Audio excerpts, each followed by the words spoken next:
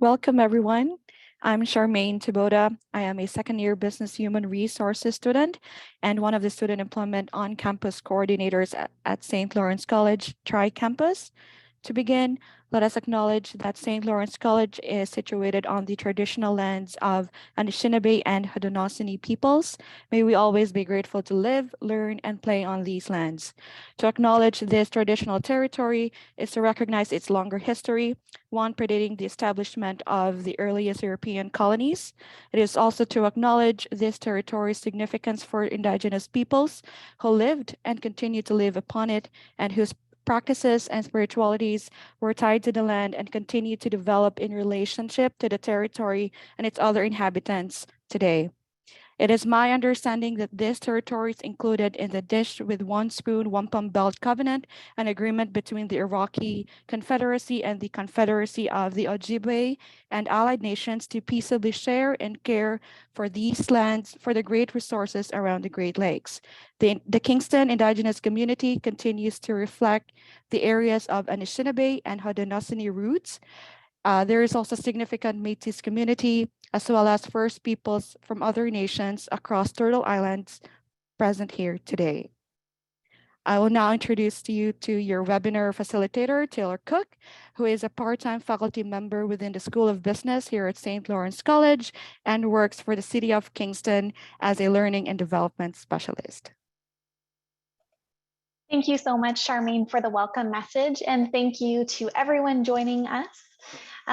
Today we have participants registered from 7 different countries, making this a truly global event, and we are thrilled to have you here. Charmaine mentioned that I'm Taylor Cook, and I am a new part-time faculty member within the School of Business. And this webinar series is actually hosted by the School of Business here at St. Lawrence College. We've been so lucky to be able to put on a series of webinars focused on the future of work, and that is what this session is part of today.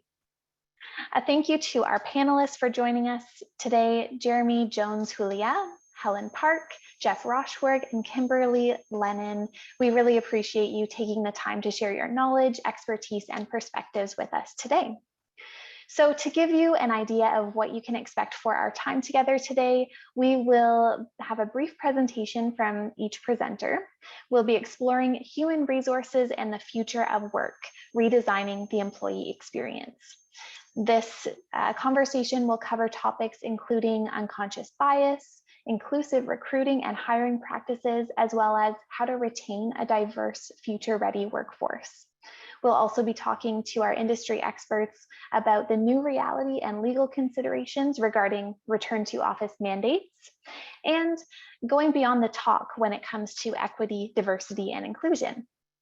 We'll also have some targeted questions to the panel based on the questions that came in from you, our registrants. And the goal here was just to try and capture some of the major themes that you were asking about in the questions that you put in when you registered. So to start us off today, our first speaker will be Jeremy Jones-Julia, who is a national organization and partner development manager at Starbucks Coffee Canada. Jeremy and his team partner closely with global centers of excellence and country stakeholders to deliver on programs and initiatives that support learning and development, talent management, and career advancement within the Canadian business. Jeremy has grown his leadership and HR career within Starbucks over 18 years, having started as a barista with the company in San Diego, California. Currently based in Halifax, Nova Scotia, he recently transitioned from a 9-year experience supporting talent acquisition for Canada into his current role, where he's excited to be able to even further impact the growth and development of the company's partners, employees, as well as the advancement of their careers. He is a graduate of Grand Valley State University in Grand Rapids, Michigan, and attributes life experiences living across 3 different countries, the US, Argentina, and Canada, as fueling his passion for helping people from various backgrounds and communities to achieve their career aspirations. He has been an active member and advisor for the Starbucks Canada Pride Network since 2017, and is currently in the process of supporting the launch of the Café Unidos Partner Network for Latin and Hispanic partners. Welcome, Jeremy. Thank you, Taylor, and hi, everyone. Great to be here with you. I'm just going to share my screen here real quick, and we will get started. Perfect. So what I'm here to talk about today is what we refer to in Starbucks as our talent cycle, and the way that that was formed underneath a strategic talent initiatives team. So some of the areas that I'm going to walk through are the formation of that team, the talent cycle itself, functional focus within the cycle and discovery that we've done, and in some cases that we're still doing.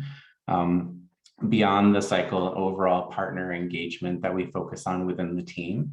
And then finally, the evolution of the work and the roles that we've seen within the business over the past few years. So to get us started, going back maybe 2.5 years ago in the height of the pandemic, we really saw these three functions that you see on the screen: talent acquisition, learning and organization development, and inclusion and diversity, while all under the HR overall umbrella, operating very independently and almost in silos. Talent acquisition had been in Canada for several years. The learning and organization development team was coming back after being exclusively supported by the US for probably 5 or 6 years. And inclusion and diversity was a team that was just beginning to form. What we recognized was the need to break down those silos and to bring all of those functions together. And with that, we formed the strategic talent initiatives team that reports into a single director, because we saw the value in ensuring that the work overlapped and was in partnership with one another. So thinking about the cycle itself, we start always, as we think about a candidate, whether they're joining us externally or there's someone internally who's working on their career development, we start with planning. So as we go through the cycle, we plan, attract, select, hire, onboard, train, develop, and advance. And then we go back into planning again as we're supporting what we call a partner. That's our term for employee, as we're supporting our partners in their career advancement. And within the core of this cycle is I&D. So you can see that it really needs to intersect with all different phases of the cycle to ensure that we're being as inclusive as possible throughout. As we look at brand new candidates or candidates that are looking to join Starbucks, where they enter the cycle is right there in the attract phase. So how are we marketing externally to bring them in? And then as we look at internal or current partners, where they enter the cycle is the advanced stage. So how are we helping them look into that next role that they're working towards? Throughout the rest of the presentation today, everything I'll focus on is really related to the internal partner and the experience that we're trying to provide there, but wanted to demonstrate, the difference between an internal, external, and how they intersect.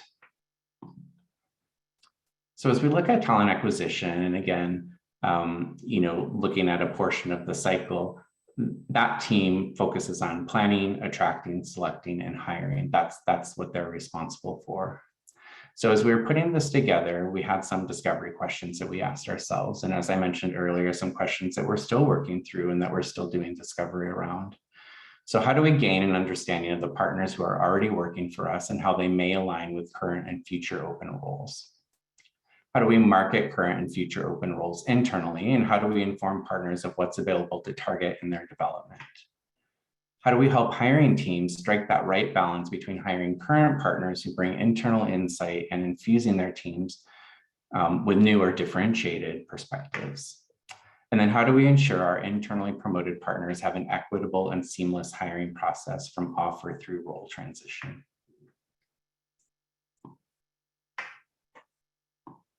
Moving forward to the learning and organization development team's responsibilities, they pick up at onboard. So onboard, train, develop, and advance. And the discovery that we did and are doing here was around how do we provide our partners with excellence in onboarding and immersion? How do we help our hiring managers create the most effective 30, 60, 90-day training plans? How do we create the best tools and awareness for partners to drive their own development? And how do we help their leaders build the necessary skills and approaches to guiding their partners' development? And then how do we create the most effective career path navigation, and how do we support our partners in gaining the experiences, skills, and acumen to prepare for their next roles? And as mentioned earlier, I&D for us is at the core of that whole cycle and how it intersects with both talent acquisition and learning and organization development. So here our discovery was really, how do we develop our hiring teams to be inclusive leaders and to understand the best approaches to equitable development and hiring practices? How do we recognize the differentiated development approaches that may be needed for partners from various demographics and backgrounds, and how do we tailor to that? How do we ensure awareness and accessibility to developmental career broadening and advancement opportunities for all partners? And how do we evolve representation in leadership roles in order for all partners to see future possibility for themselves? So as we think about moving beyond the cycle and the additional initiatives that the team supports, there's of course many intersections and many areas that we lean into partner or employee engagement, but I'm going to highlight three major ones for us. So we have a partner or employee experience survey. What this is an all partner survey collecting data to understand how partners from various business units feel about their overall Starbucks experience. This is conducted annually or semi-annually, depending on the area of the business the partner is in. And it's facilitated by our HR team through a third-party vendor to generate insights on the overall partner experience. Once those results come in, our team, the Strategic Talent Initiatives team, reviews them and helps to work with the business to understand, those areas that we can make improvements on for that partner experience. An initiative that we're extremely excited about and that's brand new for us is an I&D census. So what this is an all partner survey collecting data to understand how our partners from a cross-section of demographics feel about I&D initiatives at Starbucks. This just launched. It was launched this year as Canada's first inclusion and diversity survey. And it's also facilitated through a third-party vendor, but by the I&D team to help reach greater equity, diversity, inclusion at Starbucks. So this survey really helps us understand who works for us and how, again, that cross-section of partners and different demographics feel about the initiatives that we have here. And then a program, I would say, that's been going for several years is what we call partner networks or employee resource groups. So these are partner-led groups that bring together partners with shared identities and experiences along with their allies. Over the past 2 years or 3 years, we've grown from 2 networks to 9. So we're extremely proud, of the growth that we've had within the partner networks. This is sponsored by our I&D team to foster a diverse and inclusive workplace that's aligned with our mission and values. And to close us out today, I just wanted to highlight, some of the evolution that we've seen with the work and the roles within the organization. So if we think, 4 or 5 years back, working with our hiring teams, what they were really looking for and hiring for was education and experience. Although that made sense, we found a challenge within that as it related to our internal partners and their development, because if they hadn't had that education or they hadn't had the chance to work, in a specific functional industry yet, it really limited their ability to grow, outside of their current roles. So one of the exercises that we did was sitting down with our different teams and really looking at the progression of roles within their team and asking, do you have those, somewhat entry level or more junior roles that don't necessarily require someone to have had, 3 to 5 years of experience within that function within the industry. And so as we help to, really develop the organization of each team, we started to see, that internal movement could happen. Maybe a partner who was working in the retail store who had the education but not the experience, or potentially vice versa, they were able to get onto those teams and grow their career and build their experience from within Starbucks. And where we're at now, and it's certainly not perfected, but something that we're working on, is designing programs for skill set building and internal movement. So looking at how do we upskill versus seeking the skill from outside of the organization. We're always going to recognize the importance of balancing that internal knowledge with external perspective. But our goal is really to look at how do we have a higher percentage of internal movement.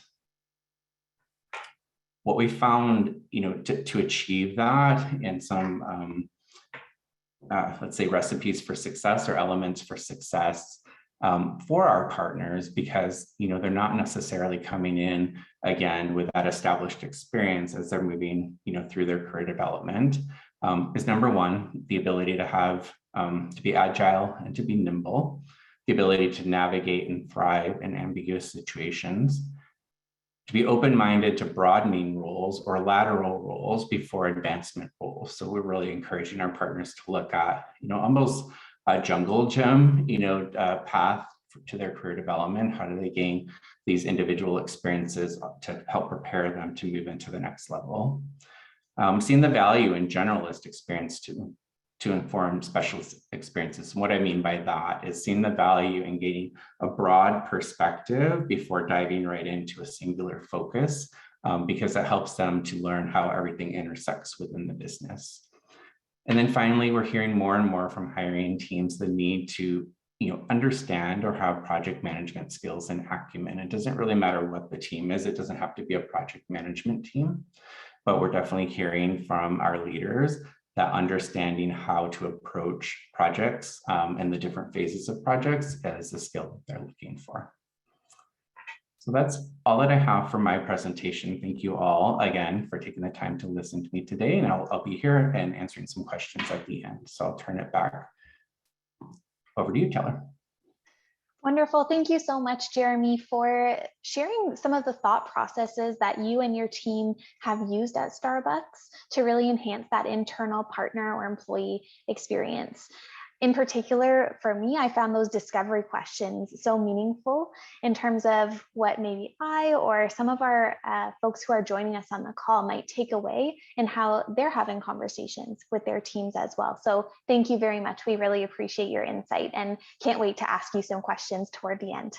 My pleasure. Thank you.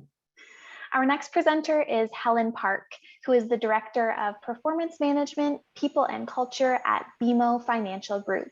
Helen holds an honors BA in English and French language and literature from the University of Toronto and is fluent in English, French, and Korean. She is an avid sports and fitness enthusiast and has been a fitness instructor for Good Life Fitness for 14 years. She's an assistant coach for the Whitby Canadians 11U AAA baseball. Having the joy and privilege of coaching her younger son, Ray, her older son, Luke, plays for the 14U AA team. Helen grew up playing rep and varsity volleyball and basketball and still finds time to play in recreational volleyball and softball leagues. Thank you so much, Helen, for taking some time to present to us today. We look forward to hearing from you. Thanks, Taylor, and thank you for having me. I assure you, I do have professional experience. Okay, that was the personal part of my bio that I thought we could slide out. But I've been with BMO for 18 years, most recently in my role in performance. Previously, I was the senior advisor for diversity, equity, inclusion for our capital markets business, and I've also worked for EY Consulting in a human capital capacity. But today I get to talk to you about some topics that really interest me, and I did, as Jeremy so eloquently did, try to find some intersection around some of our HR practices. And it's really about, what do we define as a future of work? In the past, people applied for a job, they hoped they got it because they needed to get paid. And it's really done a 360 around, there has to be something in it for me. So when I'm searching for my next role, what is it that the organization provides me in return? So we're going to talk a little bit about how diversity, equity, and inclusion really is a business strategy. It's much more around, and it's not just around being a good human. There is a very strong correlation to very good D&I practices and business performance. And the amplification and importance of D&I, has grown in the last 5 years. Unfortunately, spearheaded by a lot of unfortunate, horrific incidents like George Floyd, the anti-Asian sentiment that ensued after that, anti-Semitic, anti-gender, anti-LGBTQ2+ campaigns. And so organizations really rallied around the social impact of DE&I and inculcated into business. But then what you started to hear were rumblings like, okay, so why is this in the organizations you would hear, why is this DEI and stuff so important? There's too much HR getting in the way of business. And, I don't need unconscious bias training, like I don't have bias. I'm in banking, and as I said, I've been with BMO for 18 years, and it's a very commoditized industry where the products and services across the major banks are virtually the same. And so what are you as an organization going to do to differentiate yourself in the marketplace? Customer base is changing, the workforce needs to change. And so leverage diversity, equity, inclusion as your secret weapon. And in fact, when BMO renewed our DE&I strategy back in 2015, our then CEO said publicly that we were going to prioritize diversity, equity, and inclusion in the marketplace. And it was really affirming that our people, our talent, our human capital was our most valuable asset. So let's get going. Next slide, please. Very quickly, I'd like to just refresh or reinforce what the definition of diversity is. And many of you have probably seen a depiction of an iceberg model before. Here above the waterline are physical and visible traits and how diversity has historically been defined. So your gender, race and ethnicity, physical ability, age, gender expression. And some of those categories represent the federally legislated categories that all public companies are required to measure and disclose when it comes to workforce representation. Gender, visible minorities, people of color, persons with disabilities, in Canada, Indigenous peoples, and in the US, military and veteran status. But however, what makes us different from one another, what really makes us unique, is everything that's below the waterline. So you see sexual orientation, education, marital status, value systems, life experiences. Diversity is so much more than what is visible to the human eye and includes everything that you see here and then some. So when you cast the net wider and define diversity to include the traits above and below the waterline, it allows everyone to become part of that DE&I conversation, including straight white men who have typically been excluded from the conversation. They've either been labeled as being the problem or the white knight that comes in to solve the problem. And given that, I think the stat is over 80% of Fortune 500 company CEOs are white males, and that number was closer to 90% probably 5 years ago. Leadership tables and boards are historically represented predominantly with white males. Unless they feel like they're part of the D&I conversation, it's going to be literally impossible to steer or shepherd a culture where diversity, equity, and inclusion are the key drivers to employee engagement.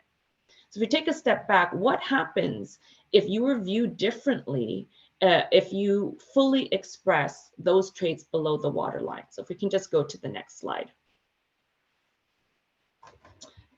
What is covering? So Dr. Kenji Yoshino, who is a constitutional law professor at NYU, wrote a book on covering, the new inclusion strategy. Covering is a strategy where essentially you downplay stigmatized traits within yourself to blend in.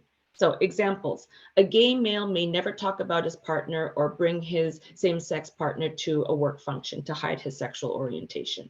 A Black woman may choose to straighten her hair to look less ethnic. A person with a disability may choose not to bring their assistive apparatus to work for fear of discrimination. A woman may choose to wear pantsuits instead of dresses to appear more assertive, or chooses not to speak about her children to avoid that motherhood tax. And in fact, Barack Obama was asked to cover when he campaigned for the Illinois Senate. They said, Barack, you're not going to win with two ethnic or weird sounding names. Go back to your high school name of Barry Obama, or go with Barack and pick a last name that's a little more white sounding, because you're not going to be able to do it both. And he refused to do it, and the rest is history. So when you can't show up to work as your true authentic self, how is that going to impact your engagement, your potential, and your ability to outperform? And how committed are you to your team, your leader, and your organization? If we can go to the next slide, please. So over 2 years, Dr. Yoshino surveyed over 3,000 employees across several hundred companies and arrived at the following statistics. 61% of employees cover. So when you think about activating an inclusive culture or building an inclusive culture, and more than half of your employees feel that they can't come to work as their true authentic selves, you are failing as an organization. Like figuring out what that means in revenue or monetizing the loss of productivity, engagement, employee retention would be absolutely significant. 73% of employees consider covering to be detrimental personally and professionally. And so to say that covering is detrimental goes without saying, but the personal stake in covering is absolutely immense. The stress it causes, the emotional tax, the cognitive overload and the energy that one has to expend to manage covering and to really live in duality, or like with schizophrenia, really being two different people. And when it comes to the stress in science, and a lot of organizations are doing studies in wellness and the health effects at work, like I think it's called chronic cortisol, that feeling of high blood pressure and increased heart rate, it's actually greater in individuals who cover and those employees who get pushed into the box of lower performing employees because bias has pushed them there. Professionally, on the flip side, when you think about the hallmarks of inclusion, what do you get with inclusion? You get creativity, better collaboration, innovation, psychological safety, so you're willing to take more risks. Organizations that are truly inclusive see the fruits of their labor in business results and workforce retention. And finally, 53% of employees say they cover due to an expectation set by the leadership tone. So employees come in and they cover because of things that managers have said, things that managers do, and literally just what they're kind of putting out in the ether in terms of expectations. So they fear that they're going to be thought less than if they fully express themselves. So this drives the point home that leaders need to start the dialogue and acknowledge that the expected outcomes from having these types of conversations is beneficial from a business perspective. You're going to get a more engaged workforce, retain your good talent, and drive business outcomes. They need to lead outward, accountability, acknowledgement, and really authentic allyship, and inwardly to pause and reflect and think about their potential role in that covering expectation. Okay, next slide, please. All right, so there's been a vast amount of research conducted on diversity and inclusion as strategic priorities and their alignment to business performance. Heterogeneity, diverse teams boost performance, no question, full stop. Diverse teams are more innovative, they take more risks, they're more likely to disagree and debate, which is a good thing. Healthy challenge is a good thing. Having different points of view is a good thing. It leads to possibility and increased employee engagement. There are misconceptions around disagreement. Those teams that disagree and debate, they actually feel more purpose with their organization and actually become much more collaborators, which leads to better business outcomes because they feel that they're able to express themselves and they're heard. So let's just take a look at a few of the stats on the board that we pulled from some research done by Deloitte and McKinsey. But diverse teams are 158% more likely to understand the customer. And we've already talked about the customer landscape changing day to day. And that customer may be external end customer, or it may be, as Jeremy pointed out, partner, internal stakeholder, or internal partner at your organization. Diverse teams, they produce 35% better financial results and better customer outcomes. They're 3.5 times more likely to contribute to full potential speak up in their culture. So they don't fear retaliation or discrimination for speaking their minds. 45% increase in market share, 70% more likely to capture new market. So as competition increases, your diverse teams are able to get ahead of that and capture new market. And finally, 80% greater innovation. Harvard Business Review just did a study on what is that 21st century competency or skill that you're looking for in future hires. And number 1 and number 2, empathy and innovation. And that's what you're going to get with more diverse teams. Next slide, please. The secret sauce is, next slide, please. Oh, sorry. Is it out of order? Okay, I'll speak. I think we might be missing a slide, but I'll speak to this. So the secret sauce is diversity and inclusion, not diversity or inclusion. So if you think about diversity as the mix, everything that makes us different, inclusion is how we make that mix work. So diversity is being asked to the party and inclusion is being asked to dance. And if you've ever been invited to a party and you've kind of felt like a wallflower, you know that it's not a very good party. Well, there we go, not a good party for you. So the impact of having diversity without inclusion is actually far more damaging than an organization having done nothing at all to close that diversity gap. And I think it was in 2017 or 2018, Goldman Sachs decided to take a stance on their lack of diversity in their workforce representation. And they decided, okay, we're going to put together a targeted recruitment strategy to improve our Black representation in our workforce. We're going to hire 50% Black students out of school in our analyst class. And they were successful. They did it. 50% of their analyst class in 2018 investment banking, they were able to hire Black students. But in a year, almost all of those employees quit because they just joined an organization that was not inclusive. The organizational culture was not inclusive. And if you know anything about capital markets or investment banking, it is predominantly a white male industry. It is improving, but that's how it has been. So if you are different and you go into an organization that doesn't appreciate your difference and value your difference and make it safe for you to be different, then that's more damaging than if you had never joined that organization at all. And so they have vastly changed their talent and recruitment practices, but it's an example of how diversity and inclusion has to go together to create that organization of belonging in a workplace for all, okay? And one last slide, because you'll have me here all day, I'm going to wrap up here, is, and Jeremy alluded to it in his presentation as well, but we want to hear from employees about how they feel about the culture in the workplace. And so what I've pulled together here are examples of employee engagement surveys across several North American Fortune 500 companies.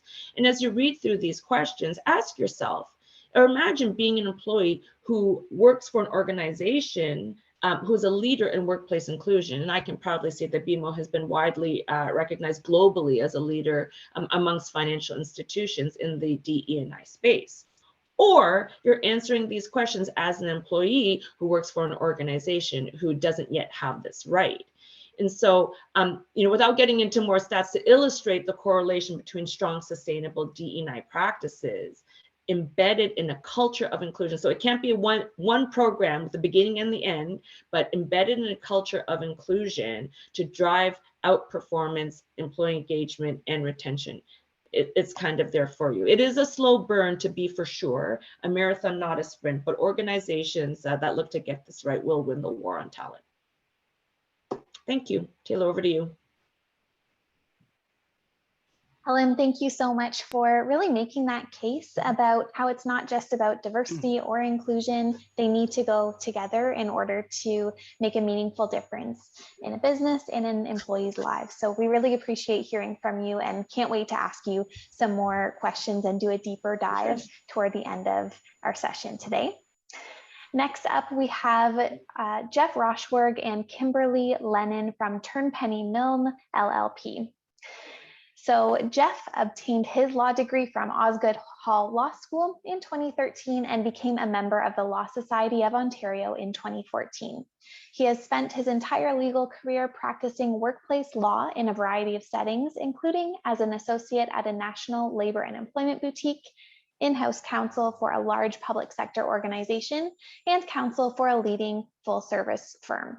Since joining TurnpenneyMilne LLP in 2021, Jeff has gained experience conducting neutral third-party investigations on various topics, including harassment and bullying, discrimination, workplace violence, confidentiality breaches, and expense discrepancies. Jeff also continues to advise employees and employers on numerous workplace issues, including discipline and termination of employment, violence, harassment, and discrimination complaints, statutory, contractual, and policy matters, and accommodation inquiries. Kimberley obtained her law degree from the Bora Laskin Faculty of Law in 2020 and became a member of the Law Society of Ontario in 2021.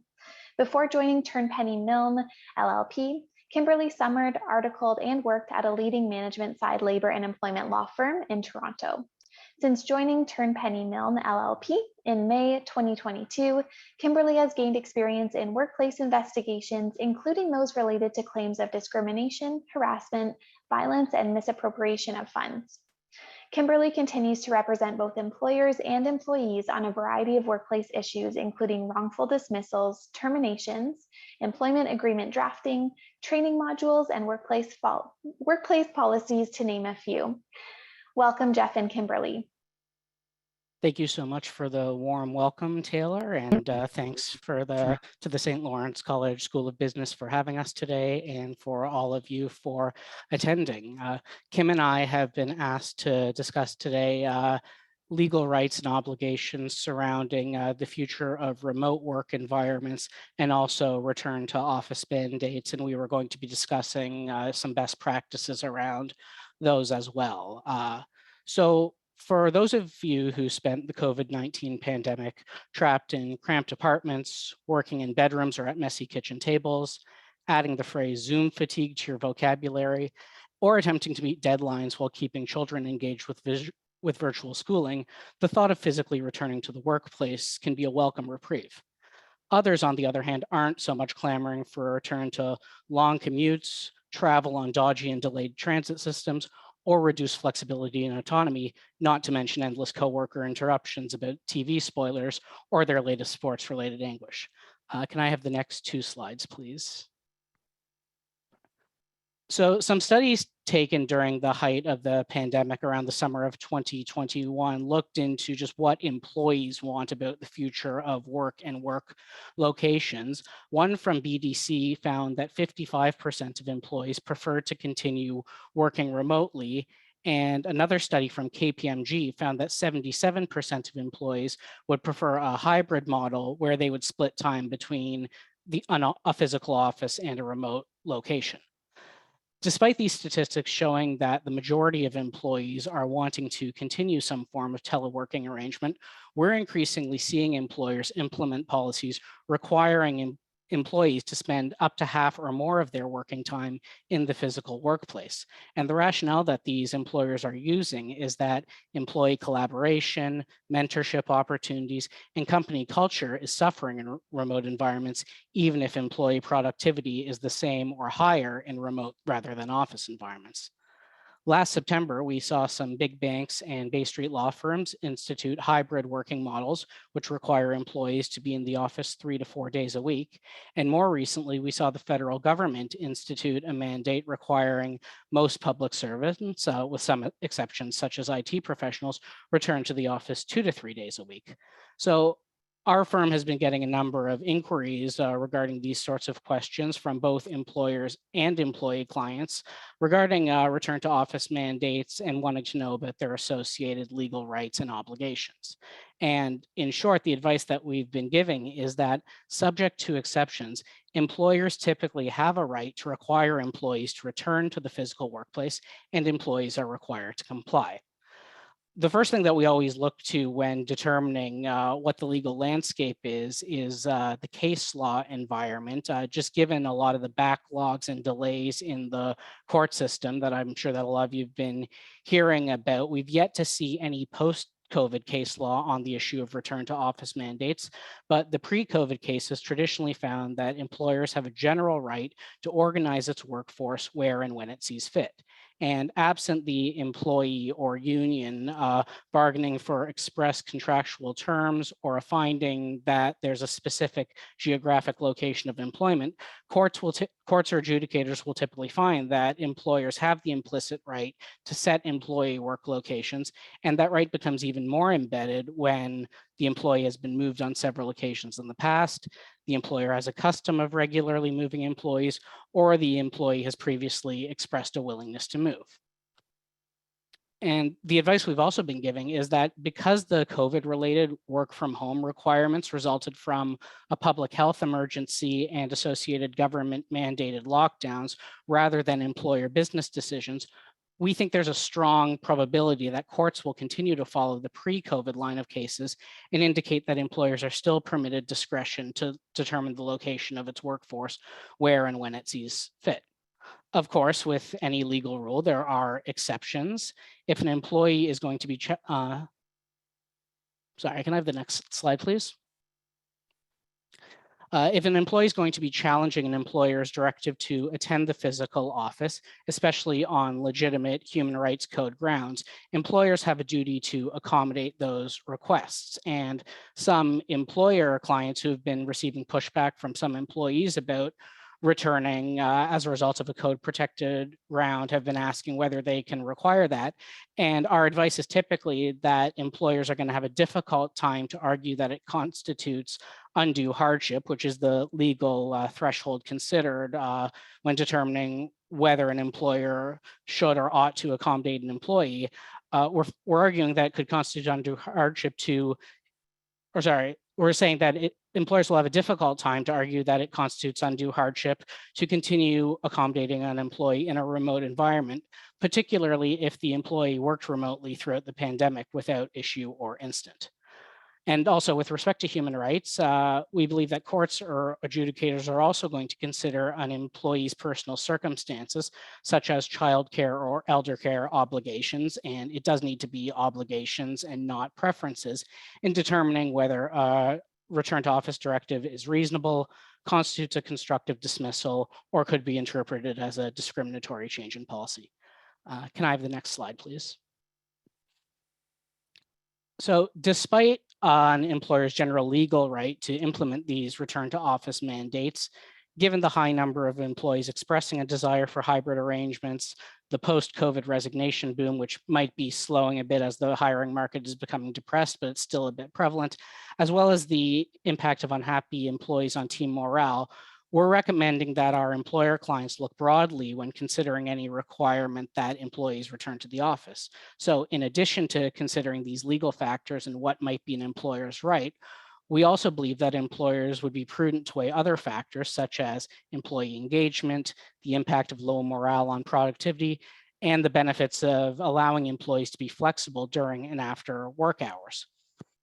So for employers who are committed to implementing return to office mandates, we're recommending that they provide affected employees as much advance notice as possible to lessen the exposure of potential constructive dismissal claims, even though we believe most of those claims don't have much reasonable prospect of success.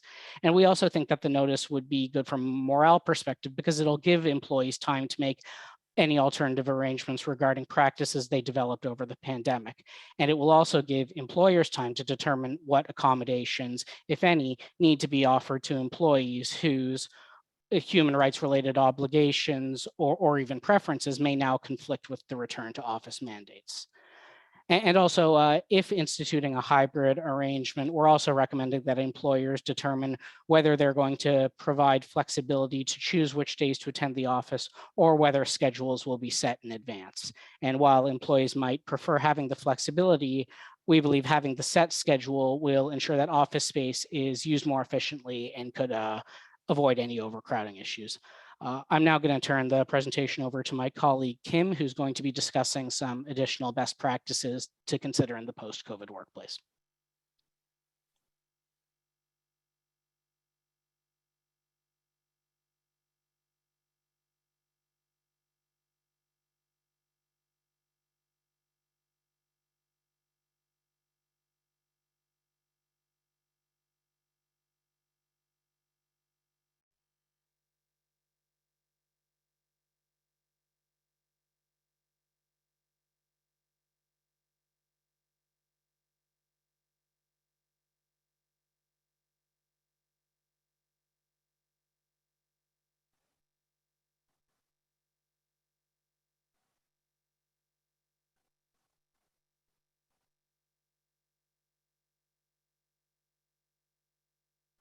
It's Taylor here, just checking in. Kimberly, I'm not able to hear you yet.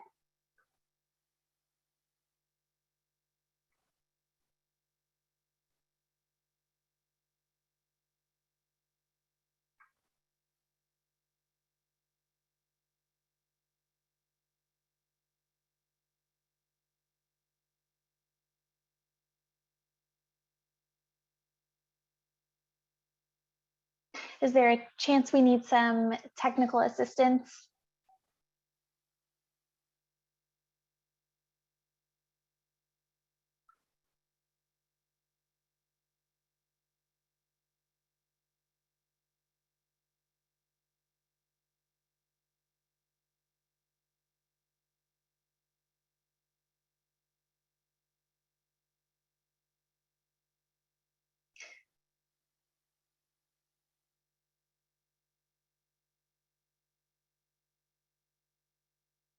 All right, it looks like we're just working through some technical issues here, so bear with us.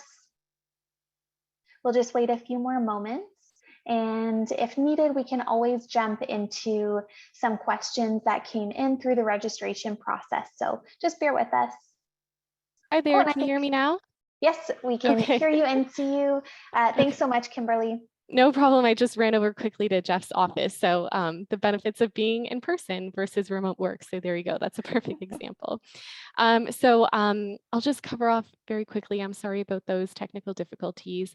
The first thing that we're seeing employers do much more frequently is implement a remote work policy. So this can seek to simply remind employees of their responsibilities, including having a confidential, suitable, and safe remote workplace. It can also remind employees of their continued responsibility to report absences due to injury or illness or caring for a family member. Again, the obligations that exist when you're in a physical workplace still extend even though you're working remotely. And it can also remind employees of their obligation to continue to comply with other workplace policies, such as harassment. A lot of people think that just because you're out of a physical workplace that those issues no longer exist, but in fact, they can continue to transpire past a physical boundary. The next thing employers may want to consider is simply setting clear working terms for each employee. So again, defining the scope of employee duties, which allows employers to hold employees to expected performance expectations, but it also helps clarify the scope of employee activity covered by occupational health and safety legislation and workers' compensation legislation. It can also help establish expected availability. So thinking whether or not you want your employees to be available at their desk for a defined amount of hours or simply required to achieve work goals without any time restrictions. And lastly, it can help establish the agreement of expected work locations.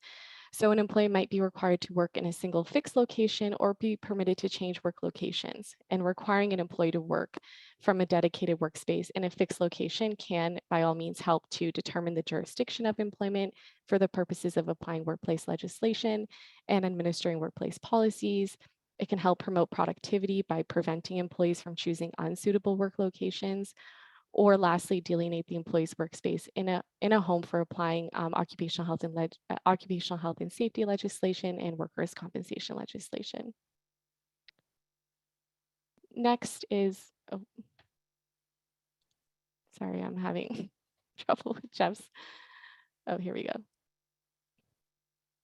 The next is instituting appropriate health and safety measures. So again, employers should be cognizant of the fact that they are required to treat remote working environments like an extension of the workplace.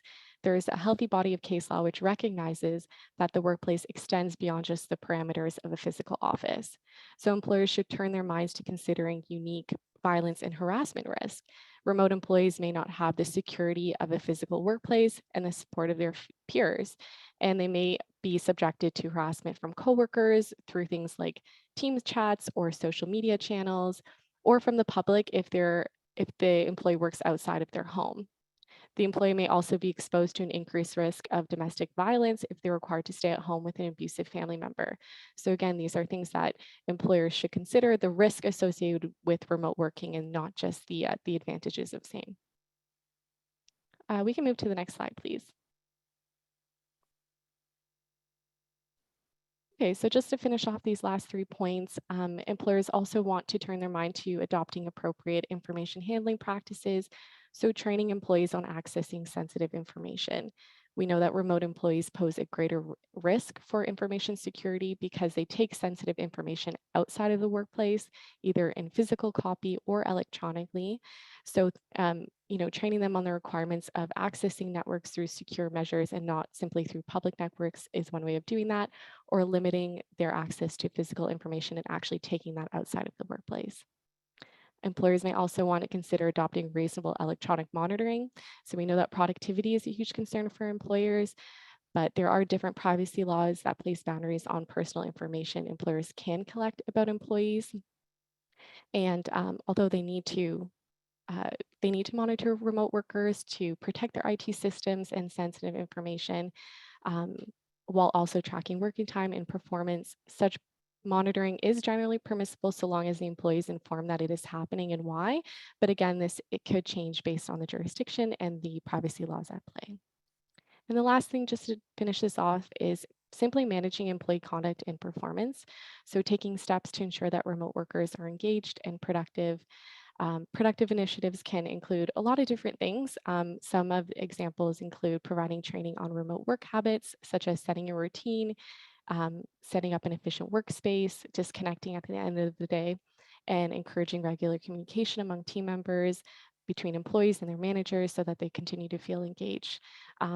In addition to that, just to finish off, I know we're running out of time. We have some questions to answer, is ensuring that your employees maintain a sense of professionalism and that you continue to impose different discipline and performance management initiatives as necessary. So that concludes my part of the presentation. Thank you so much. I apologize again for the technical glitch, but I hope that was helpful. Absolutely. Thank you so much, Jeff and Kimberly. It was wonderful to hear some of these of the moment trends when it comes to the legal landscape of employment law and also some best practices. Also loved that demonstration of problem solving and teamwork in real time as you navigated the technical difficulty. So well done there. Thank you so much. We'll be moving into the next segment of our session, which is Q&A. So this first question I wanted to bring to Jeremy. So it's a question about a concept or a skill to include in courses. And Jeremy, I know you had touched on some of the skills and attributes that you work with internal partners or employees at Starbucks on building. So perhaps you could build on this point. So again, that question is, what is an essential concept or skill that an instructor should include in their courses? Yeah, thank you, Taylor. I did mention one of them, but I'll answer based on where I see the biggest challenge with our internal employees as they move through their career, and that's the one around thriving in ambiguity. And I know that's, it's less tangible. It's a little bit harder to teach, and yet, as I've seen partners or employees, move into new spaces, that's where I see the challenge. And those that have that agility and that nimbleness and that ability to sort of, roll and figure things out as they go and not have all the answers up front are the ones that seem to thrive. So not sure exactly how that builds into curriculum. But as we think about that upskilling within an organization versus, seeking all experience from externally, it is one of the biggest areas that I encourage partners to focus on before they start exploring other roles within the organization. Thank you so much, Jeremy, for your take on that. And I noticed you said not just navigating ambiguity, but really thriving in ambiguity. I absolutely agree. That is an essential skill for not just students to learn, but for workers to have a part of their ongoing upskilling. So thank you very much for your thoughts on that. Mm-hmm. Our next question I'm going to pose to Helen. So Helen, you had spoken in depth to just how important having diversity, equity, and inclusion at the core of a business strategy is. This question is about the monetary impacts of promoting diversity and inclusion. So if you could speak to the monetary impacts or the bottom line of promoting diversity and inclusion in an organization. Thanks, Taylor. So I guess I would respond this twofold. One is, just based on some of the stats that I shared, and the ability for more diverse teams to produce those better results because they're better able to innovate, collaborate, analyze and problem solve possibility, et cetera. It comes from the engagement. You're more committed to your organization. You're more able to realize your potential. Your performance is recognized. You have a sense of belonging. So there's that aspect of it. But if you think about the cost of talent, not just from you have to pay all of your employees, but the the model of having to lose employees and re-attain them. You know, the cost is out of the roof. To retain your employees, to be able to provide them career development. The great thing, I'm not trying to tout BMO, but I've had 4 different careers at BMO. I started in risk, I went to commercial strategy, I went into diversity, equity, inclusion, and here I am in this in performance and working on a North American integration. So if you have a culture of inclusion where employees feel like, I'm not leaving, I am going to stay here, and I know that I can grow my career, the cost of that, as opposed to people leaving, like that Global Sachs example, and then having to re-attract and attain new talent, there's a huge savings there. Such a great point, Helen. Thank you so much for speaking to how DE&I can really impact retention and the savings that come from that, not just in terms of cost, but saving that organizational knowledge too. So thank you so much for sharing your experience and your insight on that topic. Our next question I'm going to pose to Jeff and Kimberley, and it's all about employee mental health. So the question is, how do we redesign the work environment to help employees to deal with work-related stress? I'll go ahead and answer this since I think our other headset isn't working. But mental health concerns, including, for example, depression and anxiety, are considered disabilities pursuant to applicable human rights legislation. So if employees request accommodations as a result of a medically substantiated mental health concern, employers do have a duty to accommodate up to the point of undue hardship, which I think Jeff touched upon is a very high bar that most employers will be unable to clear. So should this be done on a case-by-case basis, given individual employee needs. However, this can take the form of flexible work schedules or reduced hours.